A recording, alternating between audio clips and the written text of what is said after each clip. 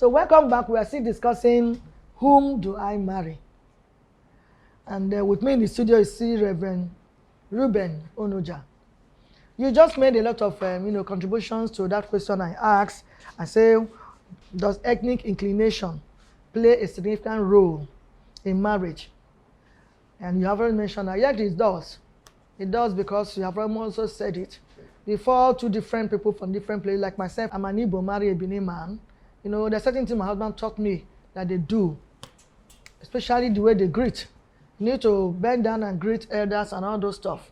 In Igbo, most times we bring hand and shake. Another way, Yoruba here, they prostrate. So you must be able to understand these few things and say, is it what I can do or no, before you marry. Then the different aspect of food and all that, so religion and all. So those things are very, very key.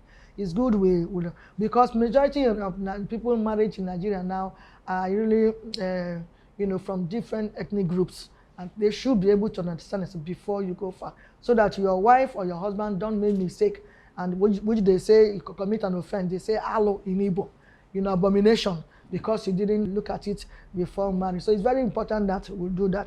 And of course, why do marriage fail the test of time nowadays? He has already mentioned some of them. What I want to say here that he used the word understanding, but I also want to use the word here, commitment, lack of commitment. Because in commitment, you have forgiveness, you have the love you mentioned, you have tolerance, you have patience, you have forbearance. When you're committed in your marriage, both sides. Sometimes only one person will be committed, the other person will not be committed, so it's not going to go well.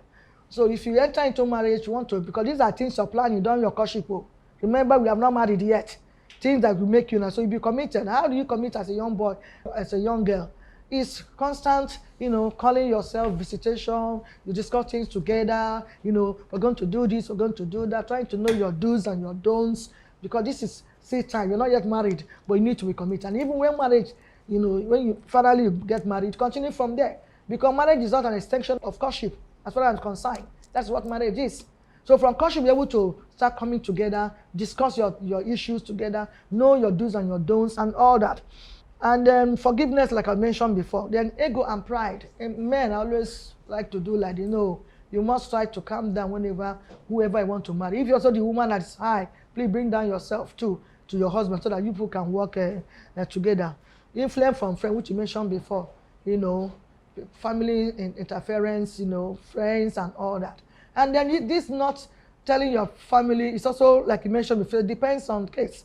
When it comes to battery, your husband takes as a punching bag. This is not the one who say, don't keep quiet. Even for the first slap, the very first day, report. Because many women have gone down the drain because of this. They say, make we not tell another person, I'm going to do. Please, even for the first slap, look for who you report. If you don't tell your family member, tell somebody else.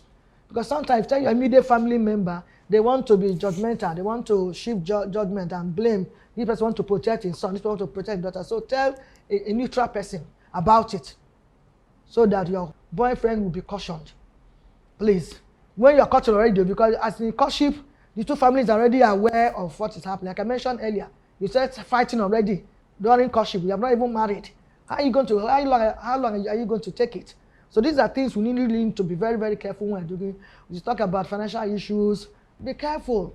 A woman should always be able to understand. When you go in this way, she should be able to understand. When it also becomes rough, also try to also understand when it becomes rough, both sides. And these are things you do when you are caught. Then when you marry, you continue from there. Like I said, marriage is just a step forward or a continuation from courtship. All right, we'll take a break now, come back. We enter question and answer session. Vivid view. Say and use. Thank you. My name is Mr. Champion. Beyond sexual attraction, what other activities will you advise people in a relationship to major on so that they can have a happy and a healthy marriage? Thank you. My name is Olaomi. My question goes thus.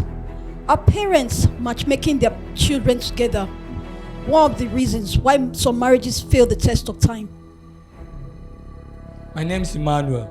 How can someone manage a spouse that insists elaborate marriage above his income?